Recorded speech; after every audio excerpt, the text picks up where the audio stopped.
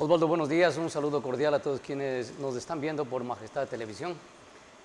Mire, esto hay que retrotraer desde el gobierno de Lenín Moreno. Comenzó a incrementar el nivel de inseguridad por condiciones, sea estas de falta de control o por condiciones políticas. Si se hace un análisis habrá que analizarlo bien.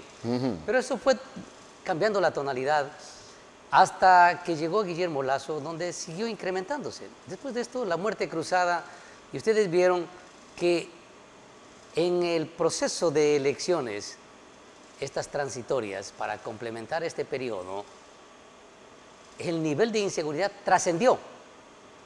Trascendió, incluso hubo la muerte de Fernando Villavicencio, un candidato a la presidencia, y fue incrementando de una manera a los más altos niveles, pues. Entonces fue incrementando de una manera tal en que, si es percepción o fue una realidad, que la gente ya no quería abrir los negocios, no querían salir, no querían moverse. Y yo considero que la decisión fue acertada, y según analistas también lo han considerado, de que declarar el conflicto armado interno fue una de las mejores decisiones del presidente Daniel Noboa. Pero de esto al lugar, como hemos venido viendo, en Santo Domingo sí ha habido la reducción del nivel de inseguridad. Ustedes deben recordar en la vía Puerto Limón y en otros sectores, en donde había los secuestros de una manera creciente y alarmante, pero esto ya no lo vemos ahora. No significa con ello de que el nivel de inseguridad ha cesado, ha disminuido, pero esto requiere un trabajo continuo, un trabajo contundente y una participación activa de todos. Hay puntos importantes que analizarlos. Por ejemplo, ¿quiénes están ahora preocupados de desprestigiar el trabajo del bloque de seguridad? Y hablamos de Fuerzas Armadas y Policía Nacional. ¿Y por qué? Entonces, aquí hay que ver quiénes son los que realmente representan los derechos humanos y si están protegiendo a los humanos derechos. ¿Cuál es la clase política que está buscando desprestigiar a las Fuerzas Armadas y bajo qué contexto? Usted vea, ahí hay un sujeto llamado Pablo Dávalos que asoma en Ex, en otros medios, incluso habla de desaparecer a las Fuerzas Armadas. Bueno, entonces, ¿quién va a proteger al país? Bueno, a ver, Miguelito, lo que pasa es que usted tiene analistas y analistas, pues. Analistas que obviamente obedecen a una ideología, analistas que obedecen a otra ideología, y muy pocas veces hay personas que analizan el contexto de manera imparcial, que es lo que necesita realmente la ciudadanía.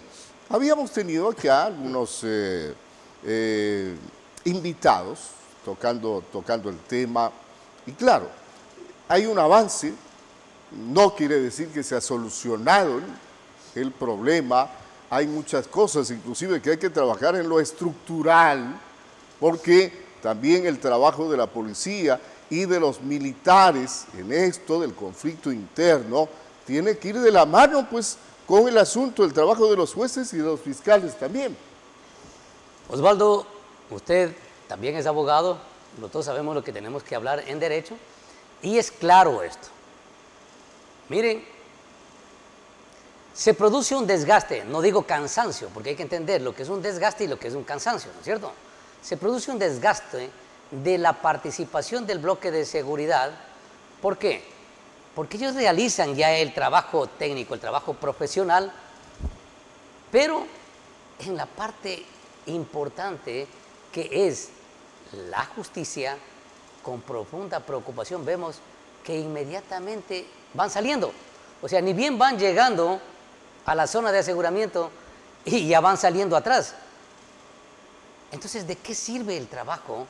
¿De qué sirve el empleo de un recurso que el pueblo ecuatoriano viene aportando diariamente, que el gobierno lo está utilizando correctamente, pero hay quienes por atrás están empeñados en dejar sin efecto ese trabajo?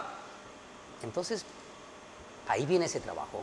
Y los otros que están y que son los llamados a realizar el trabajo importante desde la Asamblea para que esto dé los resultados eficientes. Pero no podemos verlo esto. Ahora, si vamos a analizar todo lo que pasa en nuestro territorio nacional, especialmente en la frontera, no vamos a terminar en el tiempo. Pero sí puntualmente, el desgaste de las instituciones. Falta la depuración que hay que seguir haciendo institucionalmente. Falta el trabajo de la parte judicial, porque caso contrario, hoy vemos y hablaban que se impedía que realmente exista un conflicto luego de la muerte de dos líderes de una banda que fueron abatidos en Colombia. Iba a existir quizás unas acciones fuera de control, pero los detienen y en menos de lo que se demoraron en capturarlos ya estaban afuera. Y hablamos de que queremos más seguridad. Nos vamos en contra del trabajo que realiza el bloque de seguridad, de que realiza el gobierno. Pero bueno, aquí se requiere que la ciudadanía comience a entender quiénes son los que están impidiendo, no solo que Santo Domingo, sino que el país entero viva una condición de inseguridad. Porque usted me decía al inicio, ¿qué pasa con Santo Domingo? No, hay inseguridad. Le digo, hay inseguridad. Y por el sector que yo vivo, una casa que estaba abandonada, llegaron y la marcaron. Y la marcaron, simplemente decía, mafia o muerte. Entonces, su percepción, Osvaldo, como la mía, significa que la inseguridad existe y que quieren seguir a través de grafitis o de actividades de estas de presión, marcando el territorio y generando miedo o pánico en la población. No en los niveles que hablamos en el fines del 2023, inicios del 2024, pero existe. Por eso que negocios, unos han quebrado, otros cierran tan temprano porque tienen miedo, porque los clientes tampoco van a altas horas de la noche. Entonces la parte turística, en las áreas que viven, especialmente en horas de la noche, no pueden trabajar hasta esas horas. Claro. Y esta situación, a ver, aquí hay un asunto muy claro. El trabajo ha empezado, la lucha ha empezado y no debe detenerse esa lucha. Y los cambios estructurales en la Constitución, en la ley penal que tenga que hacerse, tendrá que trabajar por los señores asambleístas conjuntamente con el nuevo gobierno, pero esto no puede detenerse. La lucha anticorrupción tiene que continuar.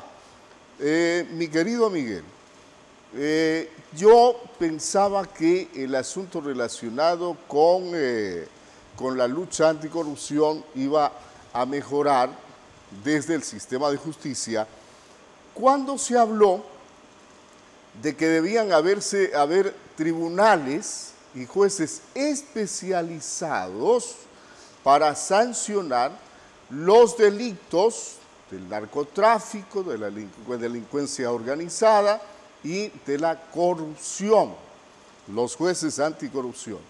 Pero ya por ahí salta un nuevo operativo de la Fiscalía donde jueces anticorrupción estarían involucrados ya, obviamente, con cuestiones relacionadas a su oficio, a su papel dentro de la sociedad. Y esto, obviamente, que preocupa.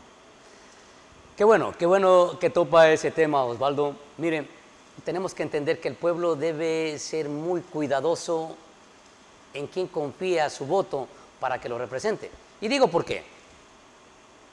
Tenemos un Consejo de Participación Ciudadana que es una vergüenza. Vemos que es una vergüenza, ¿por qué? Porque realmente ha sido una pugna para mantener el control y elegir justo lo que usted acaba de decir. Jueces a la medida de quienes quieren tenerle de rodillas al país. Y hoy vemos en un proceso, el día de ayer, veía una candidata a lo que se refiere ya a los cambios que hay que hacer dentro de la Corte Constitucional. Primero, quien estaba exclusivamente hablando en contra de la fiscal, quien apuntalaba todo para un proceso de desprestigio y de la falta de probidad en sus mensajes para acabar con la primera autoridad dentro de la Fiscalía General del Estado.